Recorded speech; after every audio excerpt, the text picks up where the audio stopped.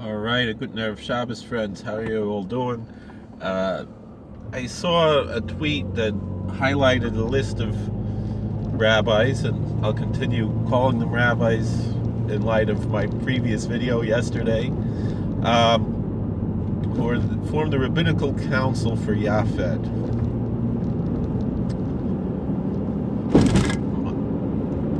I think this highlights the difference between liberalism and leftism. This is something Dennis Prager always talks about, how liberals are not the problem per se, although they can be, but leftists are certainly the problem. And there's one name on there that I'm most disappointed to see, who I thought was a liberal, and I realize, has always had some leftist tendencies, but it's really hurtful to see this. But I don't mean to make ad hominem attacks, but I probably will have to. A lot of these people I know, in some extent, either I've spoken to them, one I went to yeshiva with, and one I met once and I've corresponded somewhat on the internet with. I'm happy to see certain names that are not there, but let's talk about this. There's a very well-known story that Rabbi Abraham Twersky, Rabbi Dr. Abraham J. Twersky, he wears a Hasidic levush. It's interesting. I heard someone say that the Satmar told Rabbi Twersky, when he went to college and became a doctor and everything, that Satmar said he promises him Olam Haba if he stops wearing a Hasidic levush. He promises him a place in the world to come if he doesn't wear the Hasidic garb, because he felt that it could lead to Hasidic Jews going to college, and the Satmar Rebbe was opposed to Hasidic Jews going to college. I mean, I understand there's a time and a place for everything, and different things mean different things at different times. But there's also a pendulum effect that goes back and forth with these types of things. In the time of the Satmar, very few people went to college. It was just the beginning of when people really started going to college en masse. After the war with the GI Bill, and that really transformed. That's really what transformed the college experience in America. Meaning, before World War II, college was for the elites,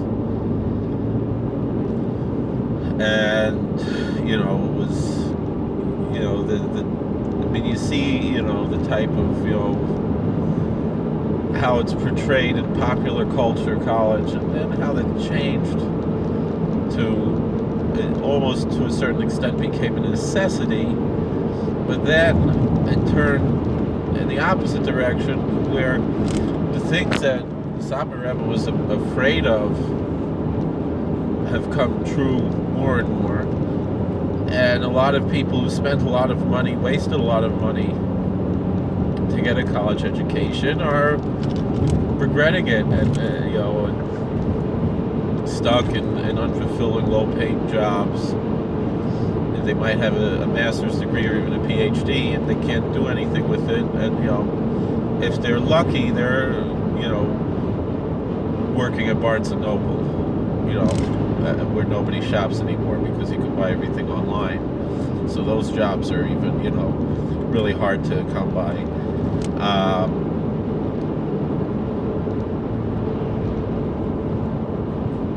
Meanwhile, in some other places, you might have somebody who didn't graduate from college, and yet they're qualified for a job, and if they got their foot in the door and they do their job well and everything, and they get this job, which I have a coworker like that. He spent one semester in college, and he has a position that requires a BA, but he started I mean, it requires some other things that he does have to be an ordained minister and so forth. He started part-time, which didn't require the BA, and then when the full-time job came, he didn't think he was even qualified for it because he didn't have it, and they asked him to apply for it, and he got it. And the same thing essentially with me. I mean, the position I'm supposed to have, I'm supposed to have a master's degree. I have a BA that's accredited. I have a lot of postgraduate credits after my BA, but not an official master's degree from the accredited college that I attended. And, unofficially, when I was ordained as a rabbi, a lot of other schools will call their ordination a Master's of Hebrew Letters, so we put that on there.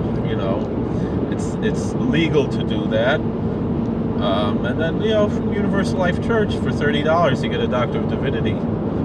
So, and I mostly really only use that just for the sake of,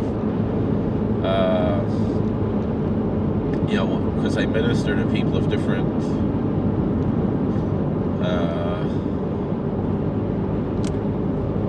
backgrounds and whatever, and then, so to have that DD behind you, even though it doesn't really mean anything, but it's legal. The Supreme Court said it's legal, and that's what it is.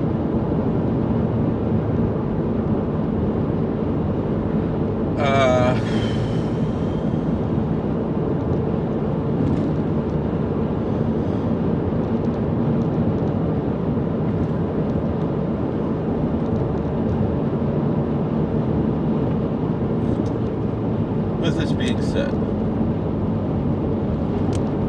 so the story with it's 7 minutes. I wanted to tell this one story, and I go off on all these tangents. Anyway, Rabbi Twersky still wears a Hasidic levush, even though during the week he'll wear a necktie, but his father did also. And sometimes he wears a kapata instead of a rekel or a bekasha. It depends on, I don't know. I see, like, he has, like, several different, like, sometimes he wears struckas, sometimes he wears a plain bekasha. Like, he's all over the place. But Dr. Twersky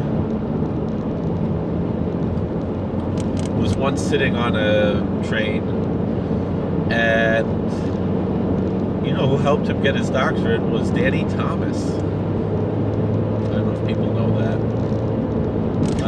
He actually paid for Abraham J. Twersky's doctorate. People know who Danny Thomas is, a comedian, actor from the 50s and 60s. So anyway,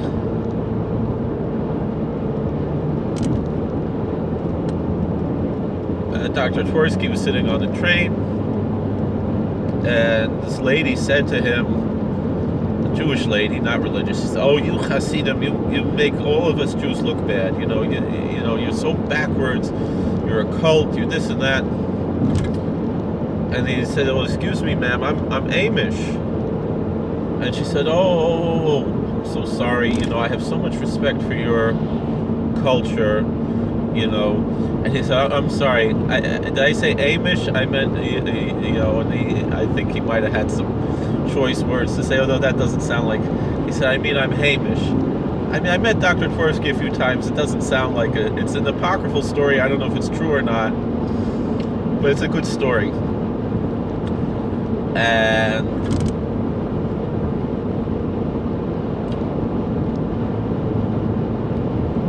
this is reflected here in this. Now, who do we have here? The chair is Elchanan Weinbach. Elchanan Weinbach was he's moved around a bunch of different jobs over the years. He was a principal in a very modern Orthodox school in Philadelphia. And then, I don't know, mysteriously he left there. Not sure why. I mean, he's moved around so many times. I've always wondered if, there's something going on, why he's changed jobs mysteriously so often.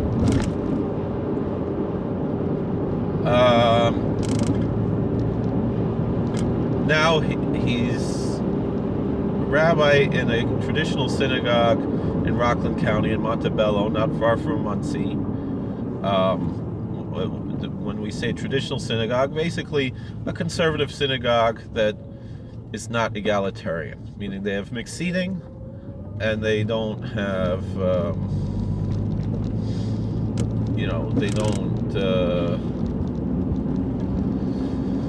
but they don't give women aliyahs and things like that. And so they have an Orthodox rabbi, essentially a conservative style synagogue, not officially part of the conservative movement, an independent synagogue. It's a shul, they have a daily minyan there.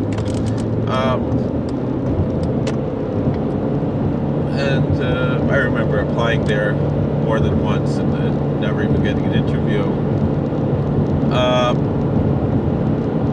And that's the story there. Shari Israel is the synagogue where he serves, if I'm not confusing him with someone else, and I believe that's who he is. We have Yissaschar Katz. Yissaschar Katz is probably the only one who has any street cred here. He did grow up in the Satmar community. I remember Brother Ruf told me he was given beste Bucher in Monroe. He was the best student in Kiryas Joel in Monroe, and he became very left-wing modern Orthodox, and that's how he's a big activist, very left-wing activist. Became a big Zionist, and that's Yissaschar Katz. So at least he knows what he's talking about here. He's been there, and he's bearing a grudge because he's not happy with the way he was raised. And that's what's really going on there. It's not real street cred. Mike Moskowitz, I went to yeshiva with Mike, and he wasn't Mike then. He was what was it? What's his name? Now I can't remember his name, but he wasn't Mike. And then when I was up in Richmond, he's from Richmond, and he was he was part of the staff at the yeshiva there. I never got along very well with him. All these things that he's saying now do not seem to be in his character, how I remember him, other than, and I don't mean to make ad hominem attacks, but there's a certain level of arrogance, but I'm an arrogant guy too. And he's become just a knee-jerk leftist that's just really, really, lost his mind. If that's Moskowitz. The one that disappoints me the most, and then you have Gordon Tucker, who's a very prominent conservative rabbi. You have some other, Andy Bachman, I'm pretty sure is Reform, but he's like neo-Hasidic. But then the one that disappoints me the most is Mark Angel, because Mark Angel, I thought, was a classical liberal, but not a leftist. I mean, I know he's not only a strong Zionist, but an anti-Zionist, meaning he hates the ideas of anti-Zionism. I spoke to Mark once on the phone, very nice gentleman. I support his ideas about conversion and other things. He's the one I'm most disappointed to see there, because he should know about religious freedom after serving in Sherith Israel, in the oldest colonial synagogue in America, and he should know better. And I'm really thinking I want to send him a letter, an email, or something, just expressing my dismay at his joining this group.